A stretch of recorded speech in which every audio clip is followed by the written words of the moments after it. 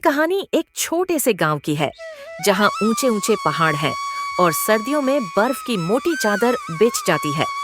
गांव का नाम था हिमपुर।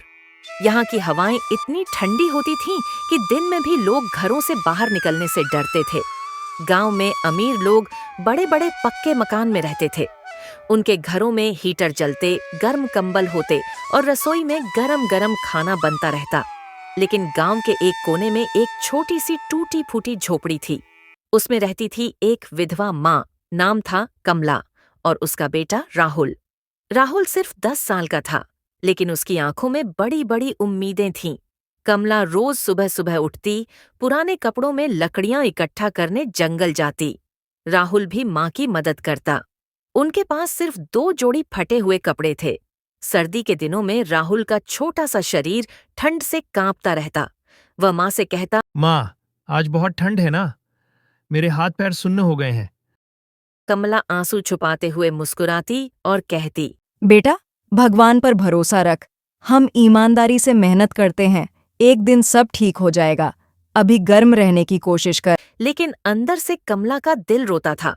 वह जानती थी कि उनके पास न गर्म कपड़े हैं, न हीटर, न ही भरपेट खाना। दिसंबर का महीना शुरू हो चुका था।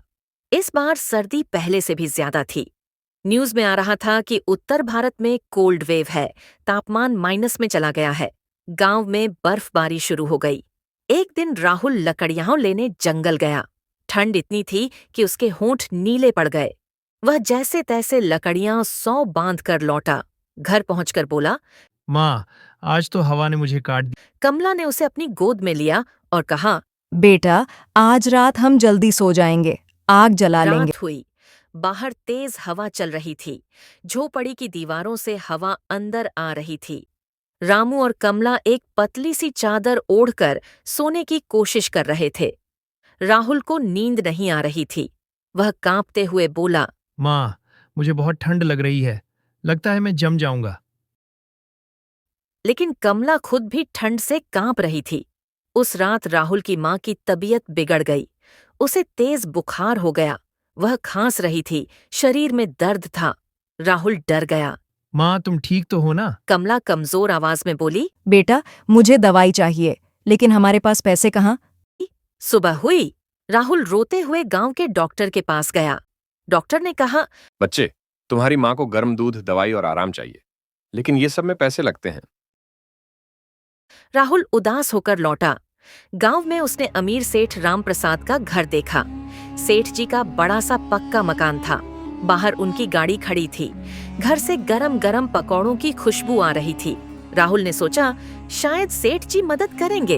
वह घर के अंदर गया और बोला, सेठ जी, मेरी माँ बहुत बीमार है, ठंड से उनकी हालत खराब हो गई है, कृपया कुछ मदद कीजिए। सेठ जी अंदर से गरम कोट पहने बैठे थे।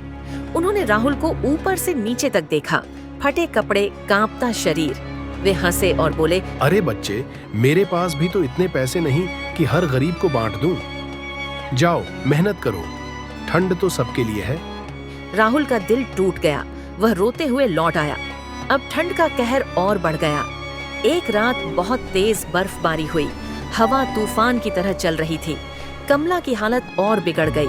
वह बिस्तर पर पड़ी कराह रही थी। राहुल उसके पास बैठा रो रहा था। कमला ने कमजोर हाथ से राहुल का हाथ पकड़ा और बोली, बेटा, बाहर मत जाना, ठंड मार डालेगी। लेकिन राहुल ने ठान लिया। वह बोला, माँ, मैं दवाई लाकर रहूंगा। उसने अपना फटा हुआ स्वेटर पहना और बाहर निकल पड़ा। बाहर अंधेरा और बर्फ का तूफान। राहुल चलता रहा, लेकिन ठंड इतनी थी कि उसके पैर नहीं उठ रहे थे। वह रास्ते में ही गिर पड़ा। उसका छोटा सा शरीर बर्फ में ढकने लगा। वह बेहोश हो गया। तभी गांव के सेठ राम प्रसाद अपनी लग्जरी गाड़ी से लौट रहे थे। उन्होंने रास्ते में एक छोटा सा शरीर बर्फ में पड़ा देखा। पहले तो वे आगे बढ़ गए, लेकिन अचानक उनका दिल पिघला। उन्हें अपने बेटे की याद आई जो शहर में पढ़ता था। वे सोचे, अगर मेरा बेटा ऐसा पड़ा होता तो। वे गाड़ी रोकी, बाहर निकले और राहुल को उठाया। राहुल का शरीर बर्फ जैसा ठंडा था। सेठ जी ने अपना गर्म कोट उतारा और राहुल को ओढ़ाया। वे उसे गाड़ी में लेकर अपने घर पहुंचे। घर में सेठ जी की पत्नी ने देखा तो डर गई। ये छोटा बच्चा कौन है? सेठ जी बोले, ये गरीब राहुल है, ठंड ने इसे मार डाला होता। उन्होंने राहुल को गर्म बिस्तर पर लिटाया, गर्म दूध पिलाया, डॉक्टर बुलाया। राहुल को होश आया। वह डरा हुआ था, लेकिन सेठ जी ने प्यार से कहा, बेटा डरो मत, अब तुम सुरक्षित हो, अपनी माँ की चिंता मत करो, मैं सब संभाल लूंगा। सेठ जी ने अपनी गाड़ी भेजी और कमला को भी घर लिवाया। डॉक्टर ने दोनों का इलाज किया।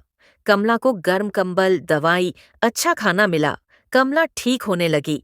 वह सेठ जी के पैरों पर गिर पड़ी। सेठ जी, आपने हमारी जान बचाई, भगवान आपको खुश रखे। सेठ जी की आंखों में आंसू आ गए। वे बोले, बहन जी, मैंने पहले गरीबों की तकलीफ नहीं समझी। मैं अमीर हूं, लेकिन मेरा दिल ठंडा हो गया था। आज इस बच्चे ने मुझे इंसानियत सिखाई। अब से मैं गांव के हर गरीब की मदद करूंगा। सेठ जी ने राहुल और कमला की झोपड़ी ठीक करवाई। नए दरवाजे खिड़कियां लगवाईं ताकि हवा न आए। गर्म कपड़े, कंबल, राशन दिया। गांव वालों को भी प्रेरणा मिली। सबने मिलकर एक दूसरे की मदद शुरू की। जो पहले ठंड से डरते थे, अब दिल की गर्मी से ठंड को हरा रहे थे। दोस्तों, इस कहानी से हमें क्या सीख मिलती है?